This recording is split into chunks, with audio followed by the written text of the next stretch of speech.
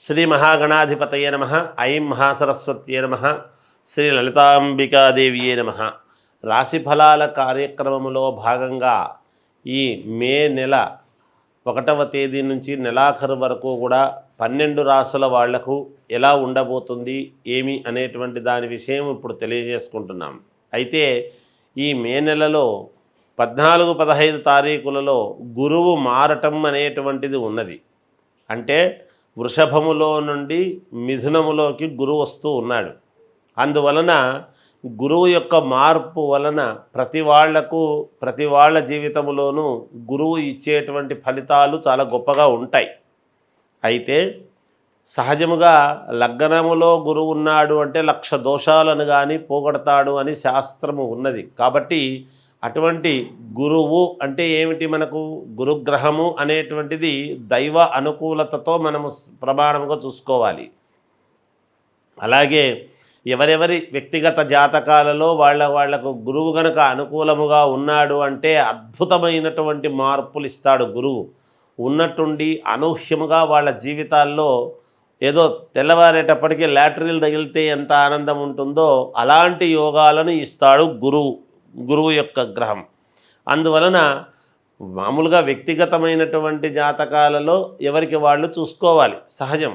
అయితే రాసుల ప్రకారముగా అయితే 12 రాసుల వాళ్లకు ఈ గురువు మారటం వలన ఎవరికి ఎలా ఉండబోతుంది, ఏమిటి, ఈ మాసమంతా ఎలా ఉంటుంది అనే దాని గురించి ఇప్పుడు నేను పరిపూర్ణముగా తెలియజేయటానికి చేస్తూ ఉన్నాను. కర్కాటక రాశి వారికి ఈ మే నెల అంతా కూడా ఎలా ఉంటుంది అంటే అద్భుతముగా ఉన్నది.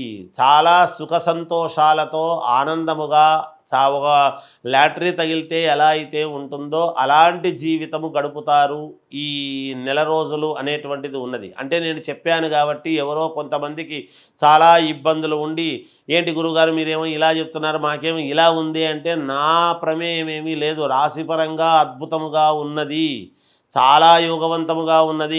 మీ వ్యక్తిగతమైనటువంటి జాతకాలలో ఏదైనా పొరపాట్లు ఉంటే నా అభిమతము కాదు. ఎందుకంటే మీరు ఏ లగ్నములో పుట్టుంటారో ఆ లగ్నానికి తగినటువంటి మిగతాటివన్నీ ఏమున్నాయో తెలియదు. కనుక ఒక్కసారి మీ యొక్క వ్యక్తిగతమైనటువంటి జాతకాలను చూసుకోవాల్సినటువంటి బాధ్యత మీకే ఉంటుంది. స్త్రీ మూలకముగా కొంచెము ధన వ్యయము అనుకూలము ఉన్నది, ధనము వ్యయము కావటము ఉంటుంది గాక. అంటే అద్భుతముగా సంపాదిస్తూ ఉండేటువంటి దాని వలన కొంచెం వ్యయం చేయడంలో తప్పులేదు. మీరు ఆనందముగా వృద్ధాశ్రమాలకు వెళ్ళి పెద్దలకు ఏదో కొంతమందికి మన వంతు సహాయ సహకారాలు అందించాలి అనేటువంటి భావనతో కొంత వృద్ధాశ్రమాలలో అందించడం లాంటివి చేస్తారు.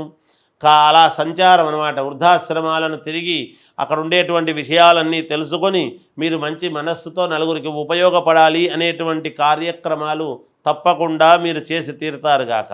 మిత్రులతో చిన్నపాటి విరోధాలు కలిగేటువంటి అవకాశం అనేటువంటిది ఉన్నది కాబట్టి జాగ్రత్తగా మాట్లాడండి. మాట్లాడేటప్పుడు ఆచితూచి మాట్లాడితే మీకు మేలు జరుగుతుంది గాక.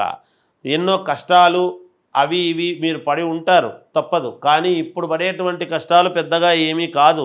ఖచ్చితముగా అవన్నీ కూడా మీకు దూరమై, కష్టాలు అనేటువంటివన్నీ దూరమై ఈ నెలలో మీకు మేలు జరిగేదానికి అవకాశాలు చాలా వరకు ఉన్నాయి. అన్నీ విజయపథంలోనే ఉంటారు. మీరు ఏది ముట్టుకున్నా మీకు పని జరుగుతుంది. సరైన సమయానికి పనులు చేసుకోగలుగుతారు. అన్ని పనులు సమన్వయం చేసుకోగలుగుతారు. మంచి ఆలోచనలతో, యుక్తితో, సాధనతో మీరు ఖచ్చితంగా మేలు చేసుకునేటువంటి పరిస్థితులు ఉన్నాయి. అక్కడక్కడ చోరాగ్ని భయం అనేటువంటిది కలుగుతుంది. కొన్ని చోట్ల వీళ్లకు, ఈ రాశి వాళ్లకు అగ్ని భయం అనేటువంటిది ఉంటుంది. కనుక అగ్ని ఎక్కువగా ఉండేటువంటి చోటికి వెళ్ళవద్దు, జాగ్రత్తలు వహించండి. మీరు స్వల్పముగా చిన్న ఇబ్బందులు అనేటువంటివి ఉండినా వాటికి అధిగమించి ముందుకు వెళ్ళేటువంటి పరిస్థితుల్లోనే ఉంటారుగాక. ఏదైనా మనస్సంకల్ప సిద్ధిరస్తు అన్నట్టుగా మీకు కర్కాటకంలోనే రాశిలోనే కుజుడు ఉండేటువంటి దాని వలన భూ క్రయ విక్రయాలలో మేలు జరుగుతుంది. కోర్టు పరమైనటువంటివి ఏమైనా రావాల్సినటువంటివి ఉంటే మీకు అనుకూలముగా తీర్పులు రావడం జరుగుతుంది. స్త్రీ మూలకముగా ఉపయోగాలు ఉన్నాయి. జాగ్రత్తలు కూడా ఉండాలిగాక. ఎందుకంటే స్త్రీలతో ఎక్కువగా ఇది ఉన్నప్పుడు కొంచెం జాగ్రత్త పడాల్సినటువంటి అవసరం కూడా ఉంటుంది. అందువలన ఆచితూచి మాట్లాడితే మీకు మేలు జరుగుతుంది. విద్యార్థిని విద్యార్థులకు యోగదాయకముగా ఉన్నది. విదేశాలకు వెళ్ళాలనుకునేటువంటి వాళ్ళు జాగ్రత్తగా వహించి వెళ్ళండి, తప్పకుండా మీకు విజయం లభించి తీరుతుంది. అంతేకాకుండా కొత్తగా వ్యాపారాలు చేయాలనుకునేటువంటి వాళ్ళు మొదలు పెట్టుకోవచ్చును, తప్పకుండా మేలు జరిగే విధానం ఉన్నది. శుభకార్యాలు చేయడానికి ప్రయత్నాలు చేస్తారు.